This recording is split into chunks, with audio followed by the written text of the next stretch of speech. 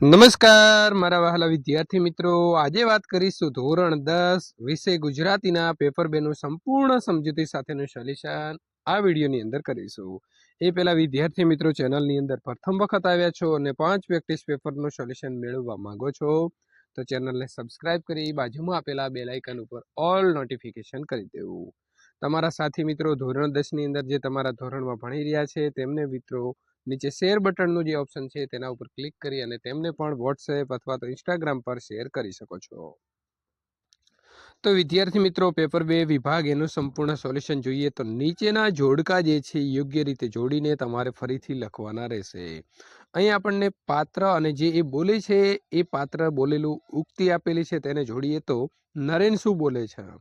નરેન કહે છે કે બહુ આનંદ થયો તમે આમ ખડતલ થયેલી જોઈને। મંજુ કાકી છે તો એ શું બોલે છે કે તો તમારા મોંમાં ઘી સાકર લઈ જાઓ। નંબર 3 કાનજી, તો જવાબ આવશે એ હાવ પાંગળો ન કરતા દાદા। કાળો તો આવશે બ પણ મારે નથી ખાવું ધર્માદો પછી। આ રીતે આપણે જોડીશું। ત્યાર પછી નીચે આપેલા વિકલ્પમાંથી યોગ્ય વિકલ્પ પસંદ કરી અને ખાલી જગ્યા પૂરો।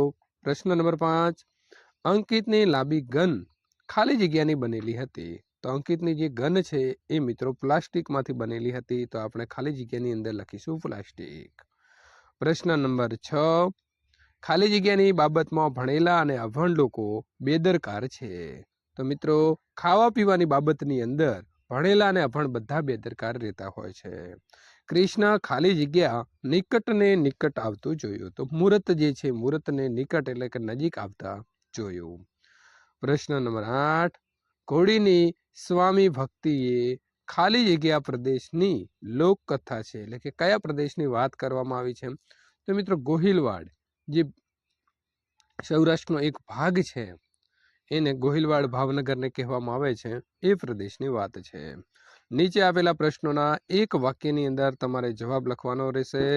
નરેને કઈ તાલીમ મેળવી હતી તો નરેને વન રક્ષકની તાલીમ મેળવી હતી।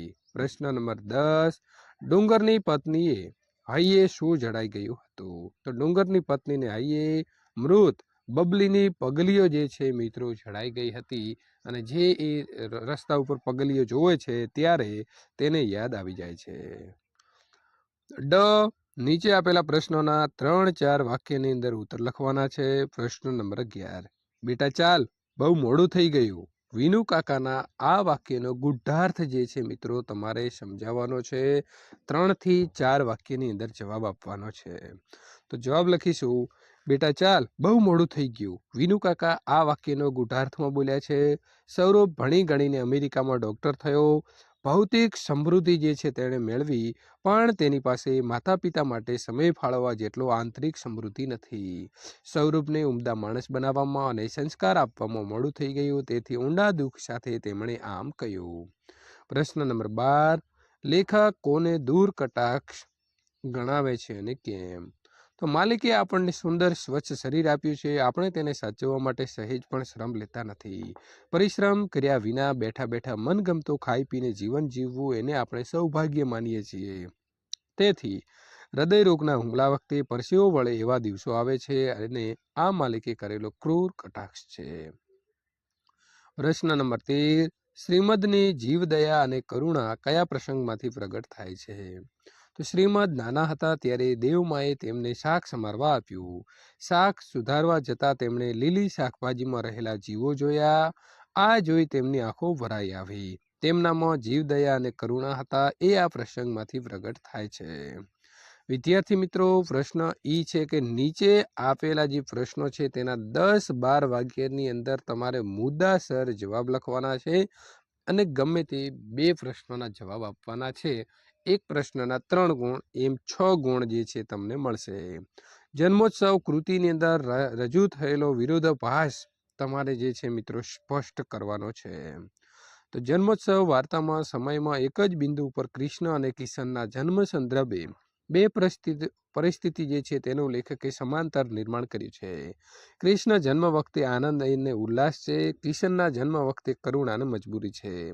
કિશનને લઈને કાનજી અને દેવજી વરસાદના પાણી ડોહળતા અંધારી રાતે વેલજી ડોહાને ત્યાં જાય છે અને વેલજી ડોહો સીનના ઘૂંટણ મચકુડીને અપંગ બનાવે છે. કાનજી અપંગ કિશનનો ભીખ માંગવાના સાધન તરીકે ઉપયોગ કરવા માંગે છે.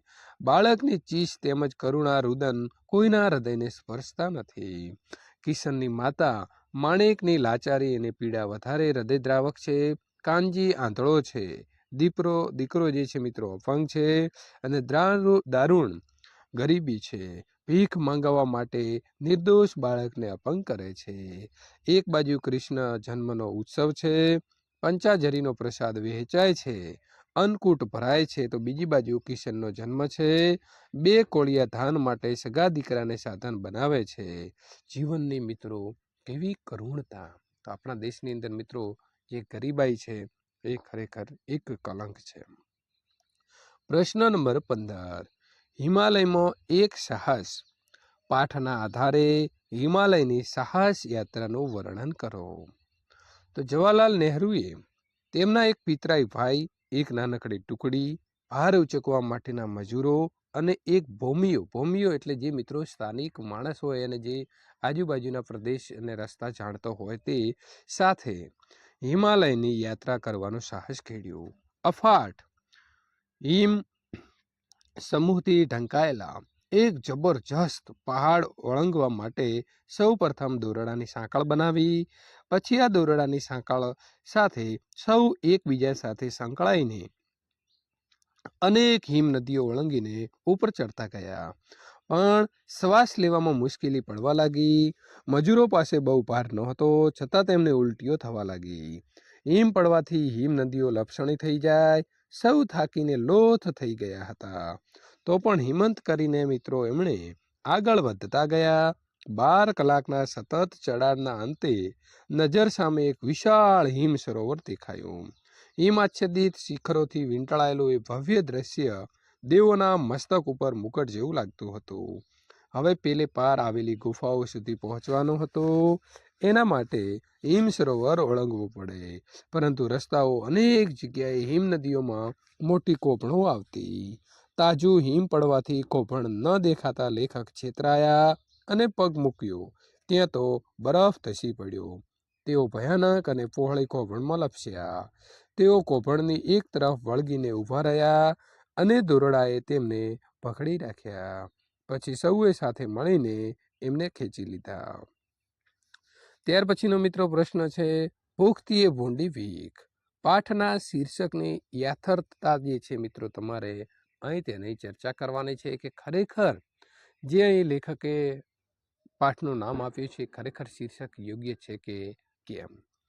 તો ભૂખથી ભૂંડી વીખ એક જ્ઞાનપીઠ પુરસ્કૃત એટલે કે પુરસ્કાર મળેલા માનવીની ભવાઈ જેવી પન્નાલાલ પટેલની યશસ્વી નવલકથાની કરુણાદ્ર અંશ છે. નવલકથાના કેન્દ્રમાં છપનિયો દુકાળની કારમી વિષમ પરિસ્થિતિ છે.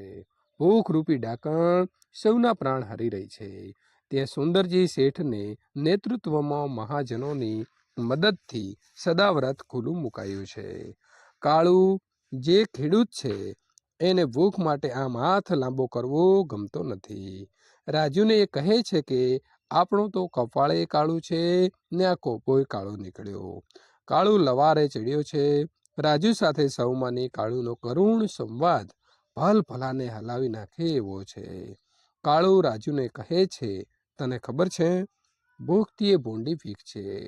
ભૂખ તો હાંડ માંસ ગાળી નાખે છે, પણ આ ભીખ તો આપણા ગુમાનને આત્માને ઓગાળી નાખે છે, પાણી કરી દે છે.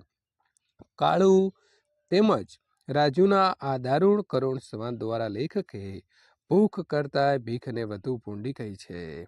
છેલ્લે કાળુ મનમાં ને મનમાં કહે છે, હવે તો ઝીંકવા જ મહાણ નથી વેઠાતા રામ, ભૂખોય નથી વેઠાતી ને આ ભીખે. છેલ્લે મકાનનો ઓટલો ચરતા કાળુ ઝીંકાઈ પડે છે. ભૂખથી ભૂંડી ભીખ શીર્ષકની યથાર્થતા અહીં લેખકે સંવાદની ધાર કાઢીને છેલ્લે લખ્યું છે. એ ઝીંકાઈ પડ્યો. પછી એ તો ગરમ વિચારોના લીધે ભૂખનો મર્યો કે ગમે તે કારણે હોય, એ વાત સ્પષ્ટ છે કે ભૂખ અહસ્ય થઈ જતી. સૌમાનને આત્મગૌરવને ટકાવવા જતાં ભીખ સામે સમાધાન ન કરતા ઉત્કટ સંવેદનાએ કાળુ ઝીંકાઈ પડ્યો. વિદ્યાર્થી મિત્રો, વિભાગ બી સી ડીનું સોલ્યુશન મેળવવા માટે અહીં આપેલી એન્ડ સ્ક્રીન અથવા નીચે ડિસ્ક્રિપ્શનની અંદર આપેલી લિંક ઉપર ક્લિક કરી વિદ્યાર્થી મિત્રો તમે ત્યાંથી આગળનું સોલ્યુશન અને બીજા વિષયનું સોલ્યુશન મેળવી શકો છો. જો તમને મારો વિડીયો ગમ્યો હોય તો લાઈક કરી તમારા મિત્રો સુધી શેર કરવાનું ભૂલશો નહીં.